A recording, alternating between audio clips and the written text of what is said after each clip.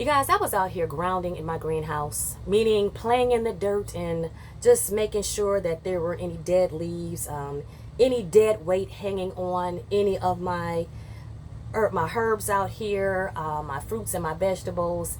And I thought about you.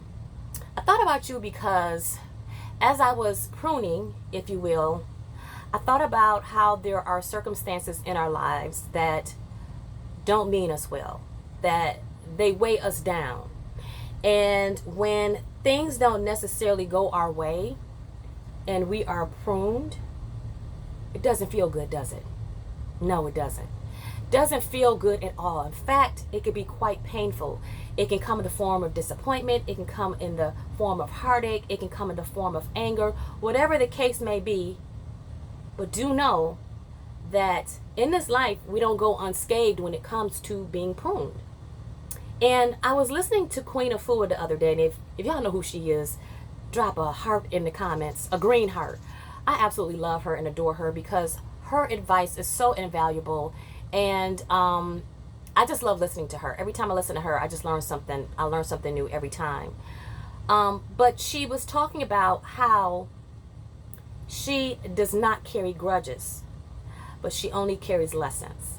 And you guys, I have shared that with you a few times on this channel, but I said it differently because I always talk about how every person, whether it be a child or situation, is a lesson, right? Every person is a teacher and every situation is a lesson. And you take from that and you learn from it, because whatever you don't learn, trust me, it's going to come back and see you again, and you're not going to like it when it comes back. So it behooves you to understand the assignment and pass it with flying colors so that you don't have to go through it again. This young man sent me a message the other day, and he informed me that he was disappointed because he had a one-on-one with his boss, and he was thinking it was just like a regular one-on-one, and only to find out that he was being placed on a PIP. And he said it was like 6 pages full of negative things about him. Been there, done that. Where you've been pulled into a room and then you're like bombarded with some things that you didn't even think was coming your way. But he went through it, and he said as he tried to defend himself or just speak up with regards to some of the things that was incorrect, they were said, you know, they told him, you're not gonna go through the back and forth. So my advice to him was, because if you guys haven't already seen my video on PIPs here, please make sure you check it out. I will link it here, well, depending on where you guys are watching it from. But I will link it in one of these areas, or I'll put it in the comments with the video is titled. I have to go back through and remember what I titled it, but it's going to have the word PIP in it, okay? How to navigate a PIP or something to that degree. But being that we know that PIPs are petty, informational performance reviews, we know that most of the time it's not there to help anyone improve. It's just a code. It's just a check in the box. It's just a ministerial duty of what to do before we let this person go. Because, you know, by law, they can't just, I mean, they can if you're at will, but the right thing to do is to give you a warning. And what I shared in my last video was the fact that if you're ever placed on a PIP and you think that you're going to survive, 9 times out of 10, it is just a warning. And it's just a matter of time before you do something else or that same thing again. It's your word against your manager, and you're out the door. So that is your cue that you probably need to start looking someplace else. Now, again, I had a young lady reach out to me and told me that she survived her PIP, and I wish her all the best. But everyone I know that have come off of a PIP, they either end up on a PIP again, or that PIP was already considered their warning, and there was no need for a warning after that. It was just, you're out of here. So the moral to the story is, as we're learning these lessons, you guys know in the pit of your soul, you know in the pit of your gut, when something isn't right. You know when you need to be making a move. You know when you're unhappy. You know when you're going to work each and every day and you're miserable, or you're going to work each and every day and you love it. Wherever you are embraced and praised, that's where you need to be. Whether that be in a relationship, whether that be in friendship, whether that be in your job. But if you're someplace where you are constantly walking on eggshells, then you know that is not the place for you. Now, if you're like me and you were hard-headed and was saying, okay, yep, I'm going to make this work. You know, these people aren't going to chase me out of my job. And then I had with some people, if you know, I had a tower moment. And the tower moment often happens when, that was a cute little birdie outside my greenhouse. A tower moment happens when you try to ignore things and you have like a shift in your life. It's a major life change for the good or bad, but it's necessary.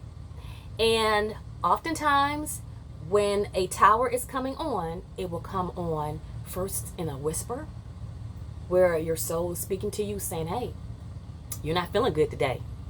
And if you notice that every time it's time to go to work, you're not feeling well. You're sick. You don't feel well. Then there's the office gossip. There's always something going on.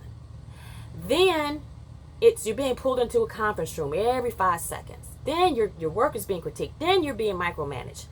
Then the voices start getting louder and louder and louder, but you're still not listening because you're thinking that you can cope. Guilty as charged. But guess what? Those were the little signs that I needed to be listening to. And those are the little signs that you need to listen to, whether it be in your personal relationship or, again, your professional relationships. But you got to learn to listen. And in this young man's case, his soul is speaking quite loud to him right now because now he knows that he needs to make a decision. Am I going to start looking for another job, or am I going to wait for them to fire me? You have a choice. That's the beautiful thing about life, is that we all have choices. And we can listen to the voices in our hearts and in our souls, listening to our personal GPS. I'm not saying listen to all the other noise, on social media, going from video to video, going from this friend to ask them about this advice. No, at the end of the day, because I've done that too, talking to my friends about things, at the end of the day, it's going to affect you. So you need to decide what's best for you. Mother yourself. Be the best friend to yourself that you know that you can be.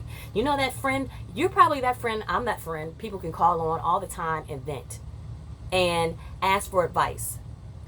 Be that to yourself, because at the end of the day, what did they say? Well, what was it? Was it Scarface? And he was like, who do I trust? Me? Who do I trust? Me.